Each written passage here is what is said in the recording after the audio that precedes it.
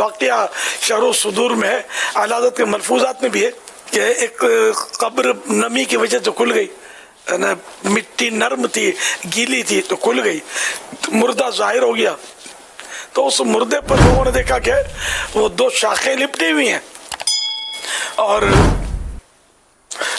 دو پھول اس کے ناک میں خوشبو پہنچا رہے ہیں، اور زمین کھلی ہوئی. تو یہ لوگوں نے اس لاش اٹھائی کہ چلو کہیں صاف ستھری جگہ پر جہاں مت کیچڑ نہ ہو وہاں اس کو دفناتے ہیں. یہ اٹھا کے لے چلے تو ادھر ان کے نزدیک جو صاف ستھری قبر تھی اس میں بیچاروں نے رکھا. تو اب یہ کہ وہ شاخیں بن گئی، سانپ پھول بن گئے سانپ کے منہ. اب یہ اس کے نتنوں کو ناک کے یہ بھمبوڑ رہے تھے، نوچ رہے تھے. تو یہ تو حیران ہو گئے کہ یہ کیا ہو گیا یکایک. تو اتنے میں کوئی صاحب دل گزرے جو اللہ کے نیک بندے تھے، سمجھتے تھے ان باریکیوں کو. تو انہوں نے فرمایا کہ اس میت کی خیر چاہتے ہو تو وہاں اس نرم اور کیچڑ جیسی زمین میں ہی اس کو وہاں چھوڑ دو جہاں سے تم نے اٹھایا، وہیں دفن کر دو اس کو. کیونکہ یہ جو شاخیں پھول کی دیکھ رہے ہو یہ تھے سانپ ہی، لیکن وہاں ایک اللہ کے نیک بندے کی بھی قبر ہے.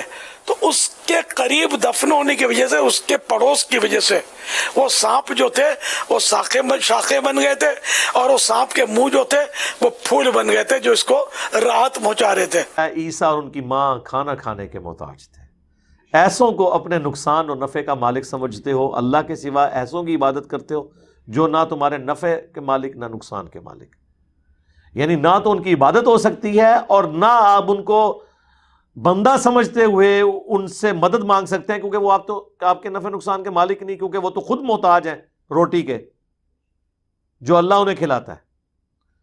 میرے بھائی، اگر عیسیٰ ابن مریم اور ان کی ماں سیدہ مریم روٹی کھانے کے محتاج ہیں، کسی کے نفع اور نقصان کے مالک نہیں ہیں، تو بابے تو شاہی کوئی نہیں.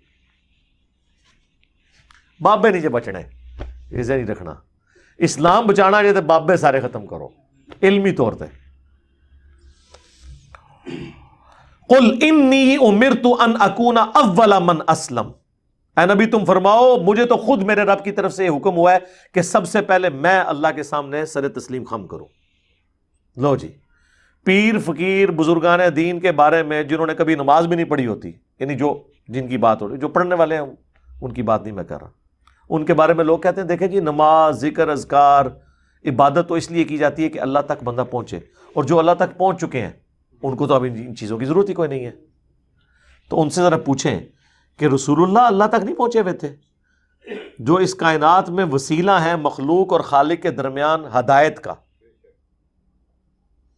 ان سے زیادہ کون اللہ تک پہنچا ہوا ہے؟ اور ان کے لیے حکم ہو رہا ہے نبی تم نے خود اپنی زبان سے ہی کہنا ہے انی امرت، مجھے حکم دیا ہے میرے رب نے، ان اکون اول من اسلم، کہ سب سے پہلے میں مسلم ہو جاؤں، میں سر تسلیم خم کروں.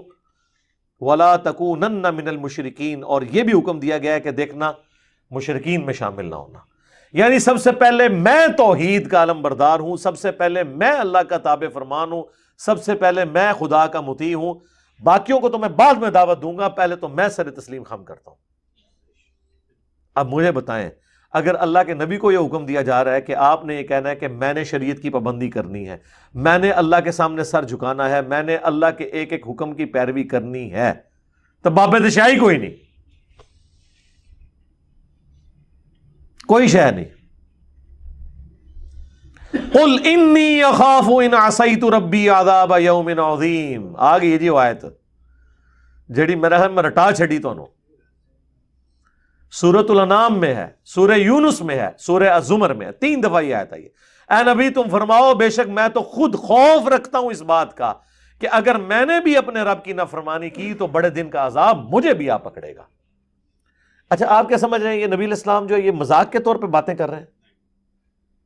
مطلب مجھے تو یہی لگ رہا ہے، یعنی جو ایٹیچیوڈ ہے یہاں پہ لوگوں کا، کوئی کہہ دے گا جی ایویں بس تو عاجزی دے طور تے سانو تعلیم کرنے واسطے تے تسی تعلیم تے کوئی نہیں پکڑی، تواڈے بابے نے تے کوئی تعلیم نہیں پکڑی، نہ وہ نماز پڑھ دے جے نہ وہ دین دے اوتے چل دے جے، وہ تو اپنی عبادت کرواتے ہیں، وہ تو کہتے ہیں آپ ہمارے مرید ہو جائیں ہم جنت میں لے جائیں گے.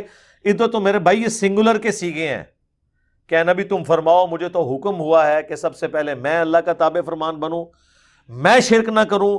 میں خود اس بات سے ڈرتا ہوں کہ اگر میں نے اللہ کی نافرمانی کی تو اللہ کا عذاب قیامت کے دن کا بڑا عذاب مجھے آ پکڑے گا.